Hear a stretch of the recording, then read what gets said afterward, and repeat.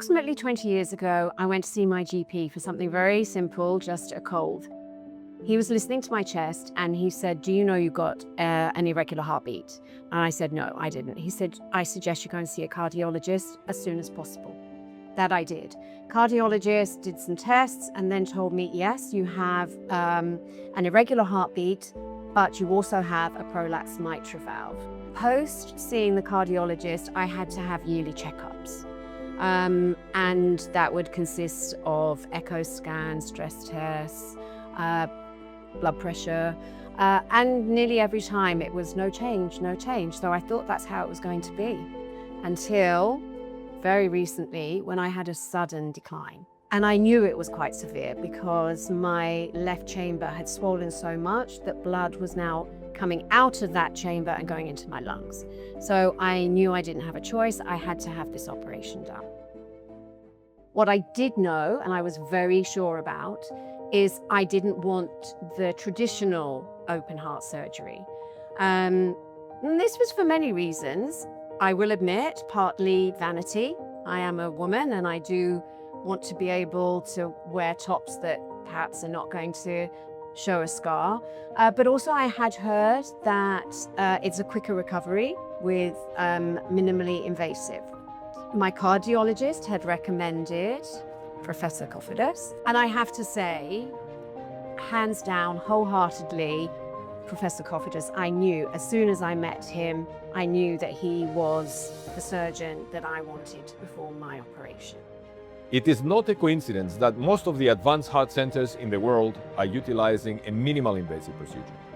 In the minimal invasive, we don't touch the chest bone. We go through a small hole on the side and we get beautiful access and visibility of the mitral valve. So whatever an experienced mitral valve surgeon can do through the median stenotomy, we can also do through the small keyhole on the side. In fact, the view from the side with aid of the camera and directly with our eyes on the mitral valve is much more direct, doesn't require us to retract and twist the heart. We have a face-on view on the mitral valve. In Juliette's case, we were confronted with a severe mitral valve leakage. The nature of the leakage was particularly challenging because the heart valve featured very redundant tissue and there were a lot of leakage jets shooting back in the wrong direction.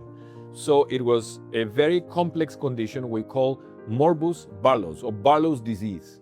One of the things I loved about Professor Kofidis is that he told me he's very strict with his patients. You have 24 hours in ICU and you then move to your own room, and after that he gets you up immediately. He said, I will have you up out of bed at least 2 days post-op and I want you moving around. And he was true to his word. So my operation was on the Monday. On the Friday I had my last painkiller and I didn't need a painkiller past that at all. By the Saturday I left the hospital. And I needed to. The hospital had done everything they could, but now mentally I needed to get home to get stronger. And that's what I did. And I felt very proud of the fact that I was going home on 5-6 days post-op for quite a large operation, but also really grateful that what Professor Kofidis had said actually was exactly right. Juliette is doing exceedingly well. Of course, after both open or minimal invasive surgery, there is a period of reconvalescence, of recovery, which in the case of minimal invasive is much faster and easier.